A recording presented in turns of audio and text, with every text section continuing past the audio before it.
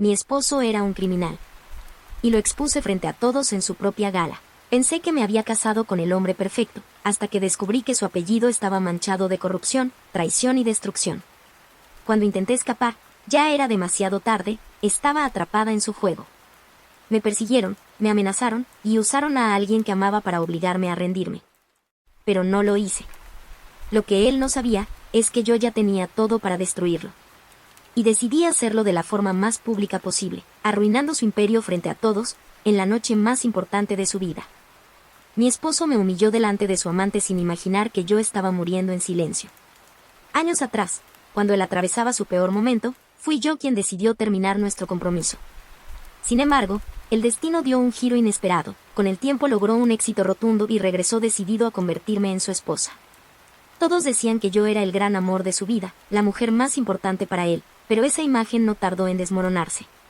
Con el paso de los meses, comenzó a traer diferentes mujeres a casa, una tras otra, sin ningún tipo de vergüenza. Yo no hacía escenas ni reclamaba, me mantenía distante, encerrada en mi propio mundo, ignorando lo que hacía.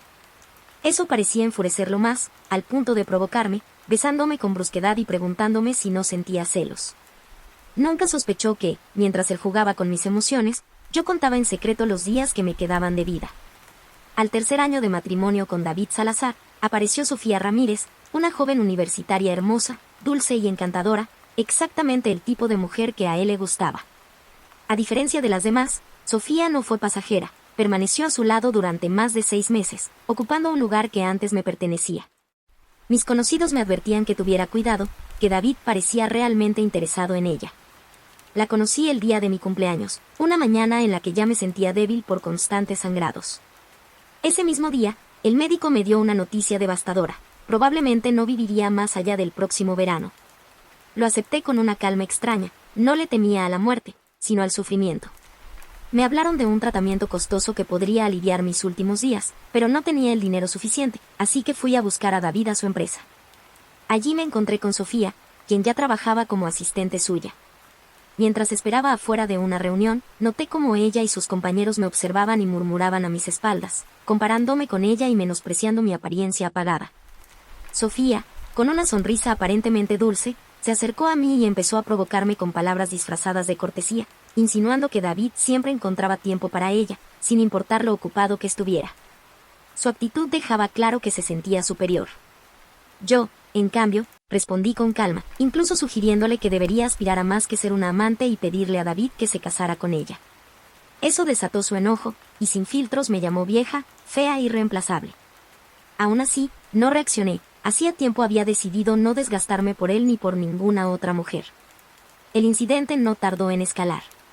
Sofía terminó herida en medio de la tensión, y David, al verla sangrar, corrió inmediatamente a auxiliarla, ignorando por completo todo lo demás. Frente a todos, exigió saber quién era el responsable. Aunque la situación era absurda, Sofía aprovechó el momento para victimizarse y declarar su deseo de permanecer a su lado, sin importar su posición. David, lejos de molestarse, parecía entretenido por la escena. Nuestra relación, en ese punto, se había reducido a un acuerdo frío. Él me deseaba en algún momento, y yo aceptaba su dinero. Nunca hubo verdadera comunicación. Siempre que le pedía dinero, me lo daba sin cuestionar, hasta ese día. Por primera vez, usó el dinero como un arma, ofreciéndome una gran suma a cambio de que bajara la cabeza y le pidiera perdón a su amante. Aquello fue más humillante que todo lo anterior. Sin decir una palabra, me di la vuelta y me fui. Ya no quería nada de él. Esa noche regresé a casa sola, consumida por el dolor físico y emocional. Me refugié en pastillas para dormir, intentando escapar del sufrimiento. Días después, en un evento de caridad organizado por David, la humillación alcanzó otro nivel. Yo era apenas una figura decorativa, mientras él se mostraba públicamente junto a Sofía. Mi cuerpo ya no resistía, un fuerte mareo me hizo caer frente a todos. David no reaccionó, fue un médico invitado quien acudió a ayudarme. A pesar de mis intentos por disimular, mi estado era evidente. Más tarde, en el hospital, recibí la confirmación definitiva, me quedaban menos de 6 meses de vida. Curiosamente, no sentí tristeza, sino rabia. Había soportado demasiado durante años, y entendí que no quería pasar el poco tiempo que me quedaba siendo una sombra. Al volver a casa, encontré una caja que había pertenecido a mi madre biológica.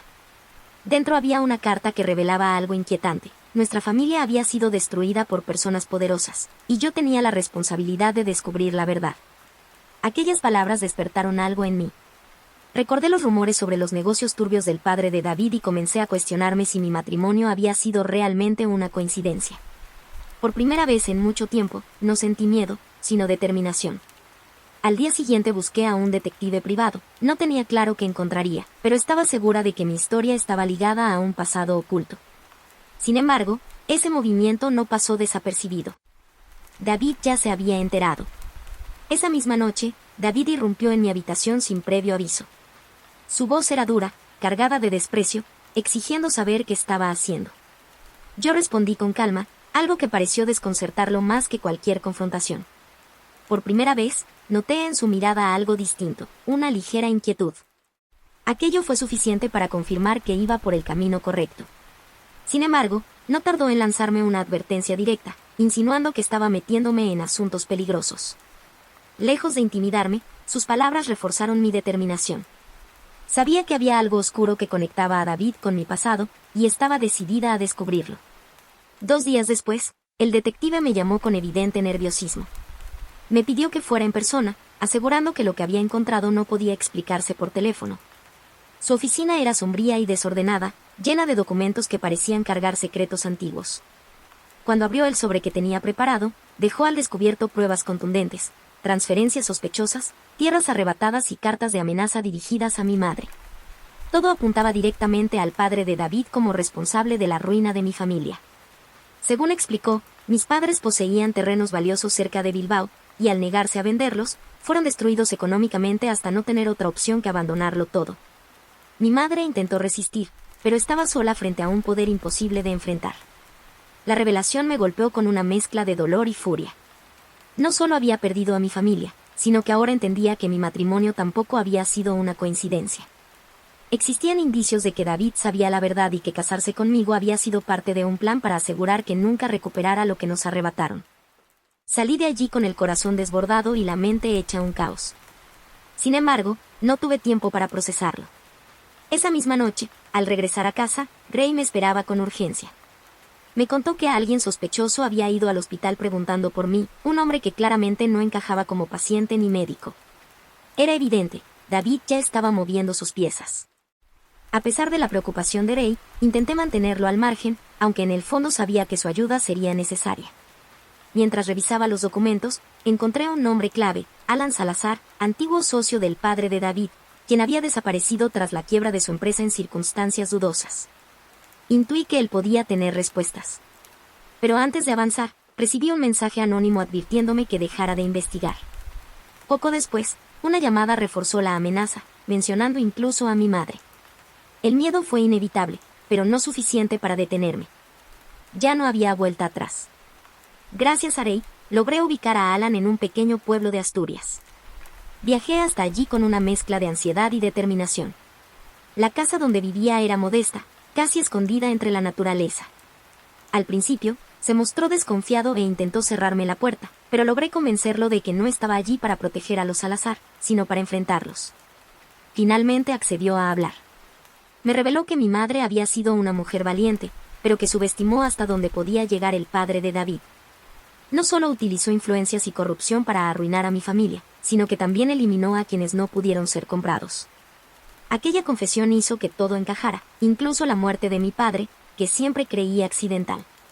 No tuvimos tiempo de profundizar más. Un ruido afuera nos alertó, y Alan supo de inmediato lo que ocurría, nos habían encontrado. Antes de reaccionar, la puerta fue derribada y 2 hombres armados entraron sin dudar.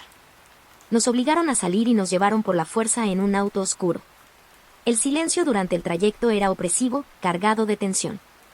Finalmente llegamos a un galpón abandonado en las afueras de Gijón, donde nos hicieron sentar frente a una mesa bajo la mirada intimidante de nuestros captores. Entonces apareció Raúl, el asistente de David, un hombre acostumbrado a moverse en las sombras. Con una calma inquietante, dejó claro que aquello era un mensaje directo. Debía detener mi investigación o enfrentar las consecuencias. Intenté mantenerme firme, cuestionando la cobardía de David por no presentarse en persona. Alan, por su parte, respondió con una risa amarga, desafiando la situación a pesar del peligro evidente. pero la sonrisa de Raúl fue aún más fría, recordándole que ya sabía lo que ocurría cuando alguien se atrevía a enfrentarlos. El ambiente se volvió asfixiante. Cada palabra, cada mirada, dejaba claro que esto ya no era solo una búsqueda de la verdad, era una lucha directa contra un poder que no dudaba en destruir a quien se interpusiera en su camino. Y yo, sin darme cuenta, ya estaba demasiado adentro para salir. Sentí como el miedo empezaba a apoderarse de mí, pero al mismo tiempo algo dentro se encendía con fuerza, una mezcla de rabia y determinación que no estaba dispuesta a dejar que esa gente me aplastara. Clavé la mirada en Raúl y, sin titubear, le solté que le dijera a David que no pensaba detenerme, que podía intentar lo que quisiera, pero cada paso que diera solo me acercaba más a derribarlo. Raúl, sorprendido por mi respuesta, se enderezó, miró a los hombres que nos vigilaban y asintió con frialdad antes de ordenar que nos encerraran. Nos llevaron a un cuarto pequeño, sin ventanas, con paredes heladas y apenas un banco de madera. Alan se dejó caer pesadamente, soltando un suspiro largo, como si todo el peso del mundo le hubiera caído encima. Me dijo que nunca debía haber ido a buscarlo, que ahora yo también estaba en la mira y que ya no había forma de retroceder. Me senté a su lado y, con voz firme, le respondí que no había vuelta atrás desde el momento en que me casé con David. Le pedí que me contara todo lo que sabía, porque si lográbamos salir de ahí, necesitaría cada detalle para acabar con todo esto. Alan me miró con una mezcla de respeto y tristeza, y corrigió mis palabras, enfatizando ese si salimos de aquí que lo decía todo. Esa noche, mientras el frío se nos metía hasta los huesos, escuchamos pasos afuera. La puerta se abrió y uno de los hombres de David entró con un teléfono en la mano. Me dijo que tenía una llamada. Al otro lado, la voz de Rey sonaba baja, apurada, como si cada segundo contara. Me dijo que estaba afuera del galpón, que iba a sacarme de ahí, pero que tenía que confiar en él. Sentí como los ojos se me llenaban de lágrimas, una mezcla de alivio y angustia, porque el rescate estaba cerca, pero sabía que nada sería sencillo. Le pregunté cómo había sabido dónde estaba, pero me cortó, diciendo que no había tiempo, que me preparara, porque esa noche todo se iba a poner a prueba. Cuando colgó, una chispa de esperanza se encendió en medio de la oscuridad, aunque en el fondo sabía que lo que venía marcaría un antes y un después en mi lucha contra David. La noche en el galpón se volvió interminable. Cada ruido afuera nos mantenía en alerta, y aunque Rey había prometido venir, la duda no dejaba de atormentarme. Alan, sentado en la esquina opuesta, no apartaba la mirada de la puerta, como si esperara que en cualquier momento todo terminara. Finalmente, los pasos regresaron y la puerta se abrió de golpe, pero esta vez no era uno de los hombres de David. Era Rey. Llevaba una chaqueta oscura y en su rostro se mezclaban la determinación y el miedo. Nos dijo que teníamos que salir de inmediato. Corrí hacia él mientras le preguntaba cómo había logrado entrar. Con una media sonrisa tensa, respondió que había tenido que ingeniárselas, que un matafuegos y algunas cámaras fuera de servicio podían ayudar más de lo que uno creía. Alan, todavía incrédulo, se levantó y nos siguió sin hacer preguntas. No había tiempo para eso. Corrimos por los pasillos oscuros, donde las sombras parecían alargarse a cada paso, hasta llegar a una salida trasera donde nos esperaba un auto con el motor encendido. Dentro estaba José, un tipo corpulento, de mirada dura, que inspiraba más tormenta que tranquilidad. Rey explicó que trabajaba en seguridad privada y que le debía un favor, y que él nos sacaría de ahí. Nos subimos como pudimos y el auto arrancó antes de que alguien notara nuestra fuga. El silencio dentro del vehículo era denso, solo interrumpido por nuestras respiraciones agitadas. Alan fue el primero en romperlo, advirtiendo que aquello no detendría a David, que él no se detenía hasta destruir todo lo que amenazara su poder. Le respondí con una frialdad que hasta a mí me sorprendió. No necesitábamos detenerlo todavía, solo ganar tiempo. Le recordé que me debía respuestas, y que era momento de darlas.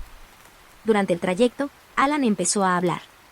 Contó cómo el padre de David había construido su imperio con métodos brutales, aplastando a cualquiera que se interpusiera en su camino. Mi familia había sido una de sus víctimas más conocidas, pero no la única. Según él, existían documentos que vinculaban directamente a los Salazar con delitos financieros y políticos. Le pregunté dónde estaban, sintiendo como el corazón me latía con fuerza. Me dijo que los había guardado en una caja fuerte en su antigua oficina en Madrid, aunque no sabía si seguían ahí. Existía la posibilidad de que David los hubiera encontrado años atrás. El auto se detuvo frente a un pequeño departamento en las afueras de Madrid. Era un lugar sencillo, pero lo suficientemente apartado como para mantenernos fuera del alcance de David, al menos por un tiempo. José nos dejó allí, asegurando que volvería si lo necesitábamos. Dentro, mientras Alan revisaba el lugar, Rey se acercó a mí y me preguntó en voz baja si estaba segura de enfrentar a David. Me advirtió que esto ya no era solo por documentos o venganza, que era un juego peligroso y que no quería que me perdiera en él. Sostuve su mirada y le respondí que no tenía otra opción, que no era solo por mí, sino por mi familia y por todo lo que David había destruido. Si no lo hacía ahora, nunca encontraría paz. Esa noche apenas pudimos descansar. Algo dentro de mí insistía en que no podíamos esperar. Los papeles de los que habló Alan podían ser la clave, y aunque el riesgo era enorme, sabía que debíamos ir por ellos. Al amanecer, armé un plan. Rey y yo regresaríamos a Madrid para buscarlos, mientras Alan se quedaría en el departamento. Pero justo antes de salir, recibí un mensaje que me heló la sangre. Era una amenaza directa. Estaba jugando con fuego, y si seguía adelante, no sería la única en pagar las consecuencias. Aún así, lejos de detenerme, solo reforzó mi decisión. Si David creía que podía intimidarme, estaba muy equivocado. Volver a Madrid fue como entrar en el ojo de la tormenta. Viajamos en un auto alquilado, evitando rutas principales y cualquier lugar donde pudiéramos ser reconocidos. El silencio durante el trayecto era pesado, cargado de tensión. Rey finalmente preguntó si realmente valía la pena, y le respondí que si existía una mínima posibilidad de que esos papeles siguieran allí, teníamos que intentarlo. La antigua oficina de Alan estaba en un edificio olvidado del centro, un lugar que había conocido mejores tiempos pero que ahora parecía abandonado, con vidrios rotos y paredes descuidadas. Nos acercamos con cautela, evitando llamar la atención. Saqué la copia de la llave que Alan me había dado y, tras forcejear un poco con la cerradura oxidada, logramos entrar. Dentro, el polvo cubría todo, y el eco de nuestros pasos hacía que el ambiente resultara aún más inquietante. Avanzamos hasta el cuarto del fondo, donde según Alan estaba la caja fuerte. Allí encontramos un escritorio lleno de papeles viejos y una pequeña caja empotrada en la pared. Rey se agachó y comenzó a trabajar con unas herramientas que había traído, murmurando que no era experto pero que, con algo de suerte, podría abrirla. Mientras él se concentraba, una sensación extraña no dejaba de incomodarme, como si no estuviéramos solos. Un leve crujido en el pasillo hizo que el corazón se me detuviera por un instante. Sujeté el brazo de Rey y le pregunté si lo había escuchado. Él levantó la cabeza, atento, y dijo que iría a revisar, pero lo detuve. No quería que nos separáramos. Justo en ese momento, la caja fuerte se dio con un clic seco, revelando un montón de documentos antiguos y varios discos duros. Lo habíamos logrado. Pero la sensación de alivio duró apenas un segundo. Antes de que pudiéramos reaccionar, varios hombres aparecieron en la puerta. Entre ellos estaba Raúl. Su sonrisa fría me recorrió la espalda como un escalofrío. Se burló de nuestro esfuerzo, asegurando que todo terminaba ahí. Rey intentó interponerse, pidiendo que nos dejaran ir, pero Raúl soltó una carcajada, dejando claro que no había negociación posible. Sabía que no había salida fácil. Miré alrededor buscando desesperadamente una opción, pero estábamos atrapados. Entonces, en un movimiento inesperado, Rey tomó un matafuego cercano y lo activó, llenando la habitación de un humo blanco espeso. Me gritó que corriera. Sin pensarlo, agarré los documentos y los discos duros y salí corriendo hacia la parte trasera del edificio. Rey venía justo detrás. Podíamos escuchar los gritos de los hombres, pero no nos detuvimos. Llegamos al callejón, subimos al auto y arrancamos a toda velocidad, dejando atrás el caos y sabiendo que esto recién empezaba. Mi corazón seguía latiendo con fuerza mientras observaba los papeles que sostenía entre las manos. Sabía que lo que teníamos podía cambiarlo todo, pero también que nos colocaba en una posición mucho más vulnerable. Rey, con las manos tensas sobre el volante, rompió el silencio y me dijo que esto ya no era un simple ajuste de cuentas, que estábamos en medio de una guerra y que ellos no se detendrían. Yo también lo sabía, pero al mirar esas pruebas entendía que el imperio de David estaba más cerca de caer de lo que él imaginaba. En ese momento, mi celular sonó. Era Alan. Su voz, apresurada, nos puso en alerta de inmediato. José había desaparecido y alguien había estado merodeando el departamento. El peligro ya no era una posibilidad lejana, estaba encima de nosotros. Cuando llegamos al departamento, la tensión se sentía en el aire. Las calles estaban demasiado silenciosas, como si algo estuviera por estallar. Rey apagó el motor y examinó los alrededores con cautela. Alan nos esperaba en la entrada, visiblemente preocupado. Nos contó que José había salido por comida y no había regresado, y que un auto negro llevaba rato estacionado al final de la calle. Rey confirmó que ese vehículo no estaba ahí antes. Entramos rápidamente y aseguramos puertas y ventanas. En la pequeña sala, extendí los documentos sobre la mesa mientras Ray conectaba los discos duros a su laptop. Teníamos que revisar todo antes de que fuera demasiado tarde. A medida que avanzábamos, el peso de lo que descubríamos se volvía cada vez más asfixiante. Alan leyó en voz alta movimientos de dinero hacia cuentas en paraísos fiscales, coincidiendo con la época en que mi familia lo perdió todo. Cada hoja confirmaba delitos, sobornos, lavado de dinero, extorsiones. Ray, desde la computadora, encontró correos electrónicos que vinculaban directamente al padre de David con políticos y manipulaciones de contratos públicos. Aquello no era solo corrupción, era una red enorme. Y tenerla en nuestras manos nos convertía en un objetivo directo. No tuvimos mucho tiempo para procesarlo. Un ruido en el exterior nos dejó helados. Alan se levantó de golpe, pálido, asegurando que ya habían llegado. Ray apagó las luces y nos quedamos en completo silencio, escuchando cómo los pasos se acercaban al edificio. Guardé rápidamente los documentos en una mochila y se la pasé a Ray, pidiéndole que los protegiera a toda costa. Él respondió con firmeza que no pensaba dejarme sola. Entonces, un golpe seco sacudió la puerta, seguido de una voz autoritaria que exigía que abriéramos o la derribarían. Sin tiempo para dudar, corrimos hacia la parte trasera. Alan nos guió hacia una salida de emergencia que daba a una escalera angosta. Subimos hasta el tejado, donde la vista confirmaba lo peor. Varios hombres rodeaban el edificio. Ray observó la situación y Alan señaló un estrecho puente metálico que conectaba con la estructura vecina. Era inestable, pero era nuestra única opción. Cruzamos uno por uno, sintiendo el viento golpear con fuerza y el metal crujir bajo nuestros pies. Entonces escuchó un disparo. La bala pasó cerca, y una voz nos advirtió que estábamos rodeados. El pánico se mezcló con la urgencia. Ray gritó que corriera y, antes de que pudiera reaccionar, me empujó hacia adelante. Logré cruzar, y Alan me ayudó a subir al otro lado, pero otro disparo resonó. Ray cayó de rodillas, sujetándose el brazo. Aún así, me miró y me ordenó que siguiera, que no me detuviera. Alan me arrastró dentro del edificio mientras el caos estallaba detrás. Desde una ventana, vi cómo los hombres de David rodeaban a Ray. Estaba atrapado. Su sacrificio nos había dado una oportunidad, pero el precio era demasiado alto. Con la voz quebrada, dije que volveríamos por él. Alan asintió, aunque en su expresión se notaba que entendía lo ajustado del tiempo. Esa noche, escondidos en otro lugar, comprendí que la única forma de salvar a Ray y acabar con David era hacer públicas las pruebas. Pero también sabía que eso significaba arriesgarlo todo, y no estaba segura de que saliéramos vivos del siguiente paso. El nuevo escondite era pequeño, oscuro y apenas seguro. Alan y yo trabajamos sin descanso, revisando los documentos y copiando la información en varios dispositivos. No podía dejar de pensar en Ray, en su caída, en lo que podría estar sufriendo. La culpa me pesaba, pero Alan me hizo volver a la realidad. Si queríamos ayudarlo, debíamos mantener la cabeza fría. Tenía razón. Esto ya era más grande que nosotros. Sabíamos que no podíamos confiar plenamente en las autoridades.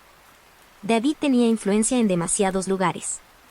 Necesitábamos exponer todo públicamente. Le pregunté a Alan si podía contactar a un periodista confiable. Mencionó a alguien con quien había trabajado antes, alguien íntegro, aunque advirtió que necesitaría tiempo. Pero nosotros no lo teníamos. Finalmente, hizo la llamada. A la mañana siguiente nos reunimos en un café del centro de Madrid.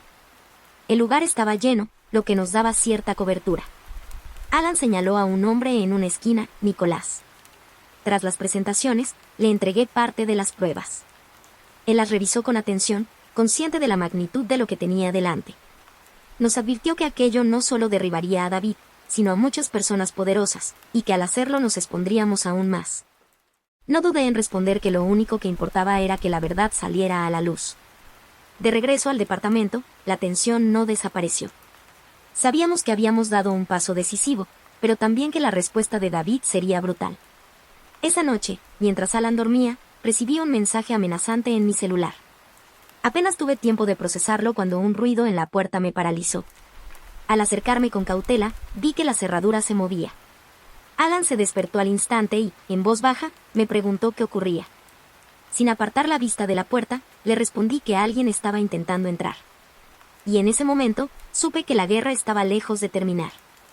Alan se levantó de inmediato y tomó un palo de metal que había encontrado en el departamento.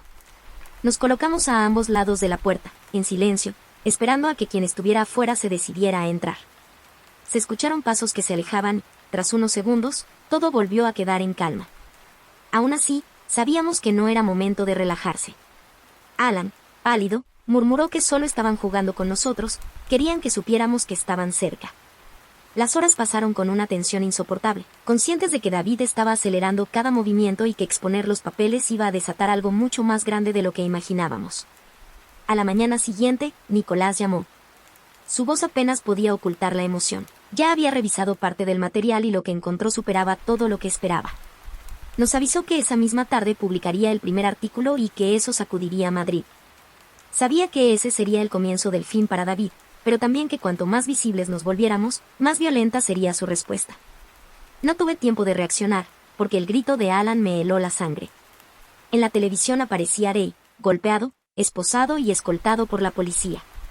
Lo acusaban de delitos inventados, pero lo peor era el mensaje, lo estaban usando como ejemplo, como advertencia directa hacia nosotros.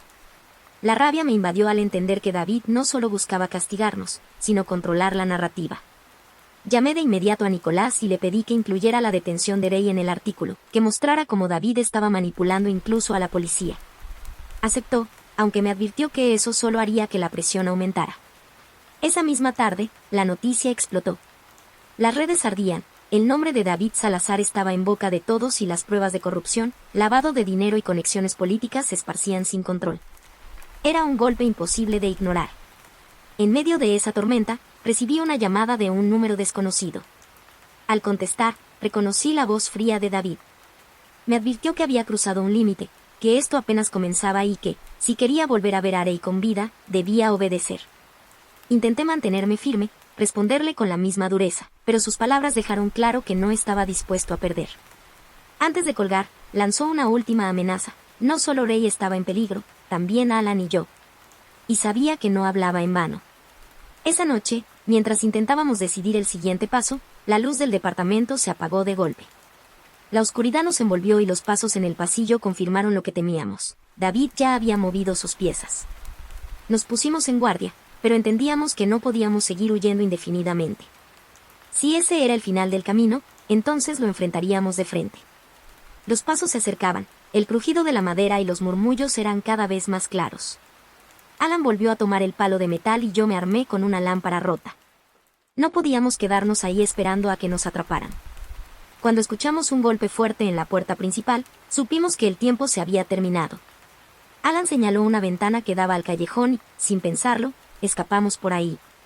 El aire frío de la noche nos golpeó mientras corríamos hacia la oscuridad, dejando atrás nuestro refugio. Nos ocultamos en un pequeño parque cercano, bajo las ramas de un árbol. Desde ahí vimos como varios hombres entraban al edificio que habíamos abandonado. Estábamos completamente expuestos. Alan, agitado, dijo que no podíamos seguir así, que David tenía demasiados recursos. Fue entonces cuando tomé una decisión: dejar de huir. Le dije que lo enfrentaríamos directamente, en público, en un lugar donde no pudiera esconderse. Recordé una gala de negocios que David organizaría esa misma semana, un evento lleno de políticos, empresarios y periodistas. Era el escenario perfecto. Al día siguiente contacté a Nicolás y le pedí que asistiera con copias de todas las pruebas listas para distribuir. Alan y yo conseguimos entrar con credenciales falsas. La noche de la gala, el salón estaba lleno de gente importante. David estaba en el centro, recibiendo aplausos, aunque su expresión dejaba ver una tensión que no podía ocultar. Esperé el momento justo.